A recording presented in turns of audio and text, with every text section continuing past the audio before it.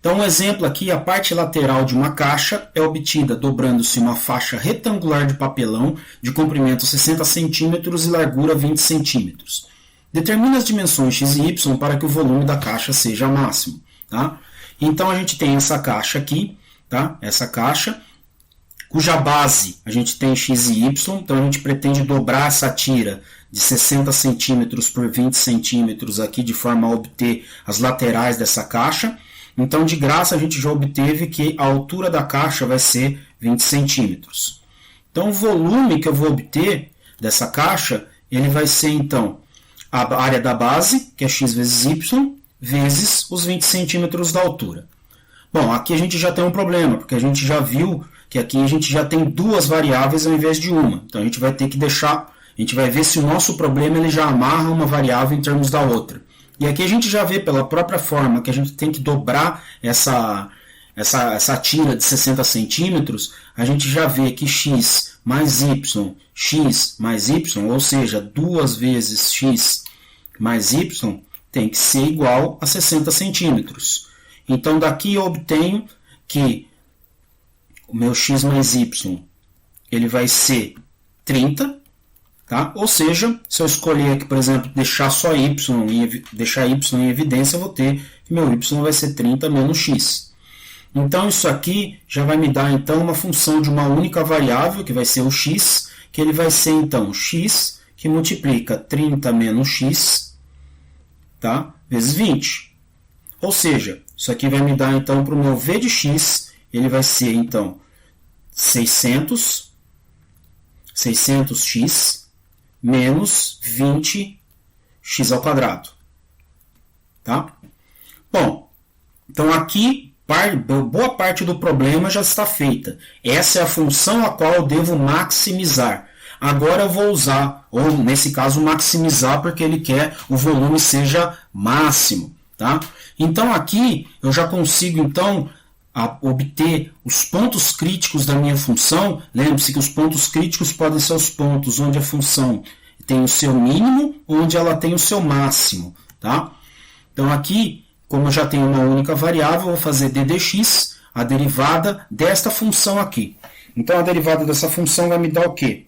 Vai me dar menos 40x mais 600. Quando é igual a zero, eu obtenho os pontos críticos. Tá? Então, os pontos críticos, quem que vão ser os pontos críticos nesse caso? Os pontos críticos vão ser os zeros dessa função, que podem ser máximos ou mínimos. E eu tenho que focar que no final de toda essa brincadeira eu tenho que obter se esse ponto é máximo. Fazendo isso aqui, então eu vou ter menos 40x igual a menos 600, tá? Corta um aqui, menos mais x vai ser igual a 15, tá? Então, meu x vai ser igual a 15 e, automaticamente, se eu obter dessa relação aqui, o meu y vai ser igual a 15 também. Então, isso aqui vai ser um quadrado nessa... eu vou ter que cortar isso aqui, a base vai ser um quadrado para esse cara aqui. Tá? Bom, agora que a gente tem que determinar, isso é máximo ou é um mínimo? Tá? Duas formas eu posso obter isso. Tá? Então, eu tenho que analisar a função em termos desse ponto. Tá? Como a função ela é contínua, tá? Então sempre eu estou trabalhando com um x entre 30 e um x entre 0. Tá? Então, isso aqui parece óbvio que eu só posso ter x maior do que 0, né? Se eu quiser ter uma caixa, no máximo, né? O meu x aqui ele tem que ser maior do que 30, porque meu y tem que ter alguma dimensão nessa história. Tá? Então, eu vou fazer uma análise de 0 até 30, tá? Onde o meu ponto aqui, o ponto que eu tenho aqui que analisar é esse ponto com 15 aqui. Tá? O ponto onde meu x é igual a 15. Tá? Bom, o que eu vou ter então? A derivada com o x, deixa eu só simplificar um pouquinho mais a minha derivada, né? Então, a derivada, quando o x for maior do que, então, a derivada ddv dx vai ser igual a menos 40x, tá? Mais 600. Então a derivada quando x é menor do que 15, ela vai ser positiva, tá? Então ela vai ser positiva. Então esse cara aqui, ó, as derivadas, as tangentes dessa função vão ser sempre maiores do que zero. Então essa função ela é crescente nesse intervalo.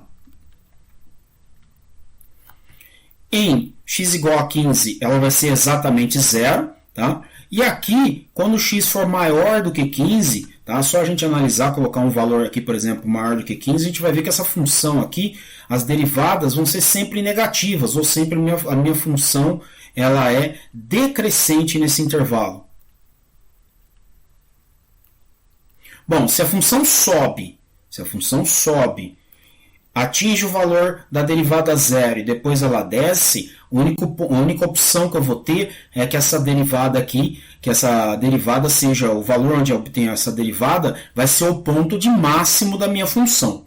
A mesma coisa pode ser obtida se eu analisar a concavidade, né? Então, por exemplo, se eu aqui, nesse caso, se a concavidade for positiva, né? Concavidade,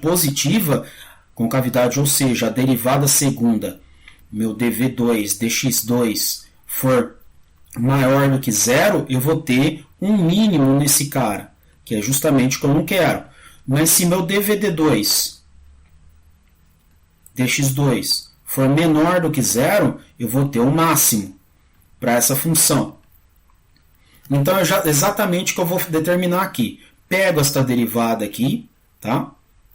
E vou derivar de novo, tá? Então meu d2 dv dx2, ele vai ser o quê? Bom, aqui está bem simples, vai ser menos 40, tá? Menos 40. Então, para todo esse cara aqui, então eu não precisei nem colocar o valor de x, tá? O certo seria a gente verificar justamente isso que acontece em x igual a 15, tá? Em x igual a 15, mas nesse caso a gente já viu que a função já vai ser, né? Como ela é justamente uma quadrática, a concavidade sempre vai ser a mesma aqui. Sendo a concavidade para baixo aqui, a gente vai ter o quê? A gente vai ter então que esse ponto ele é máximo, tá? Então quais são as dimensões? Nessa história a gente já obteve x igual a 15 e y vai ser igual ao meu 15 também, tá? E qual que é o volume máximo, né, que eu vou obter, né? Isso que também é interessante a gente sempre destacar. O volume máximo vai ser 15 ao quadrado vezes 20, tá? Então isso aqui vai dar o que a gente vai dar em centímetros quadrados, centímetros cúbicos, perdão, o meu volume máximo.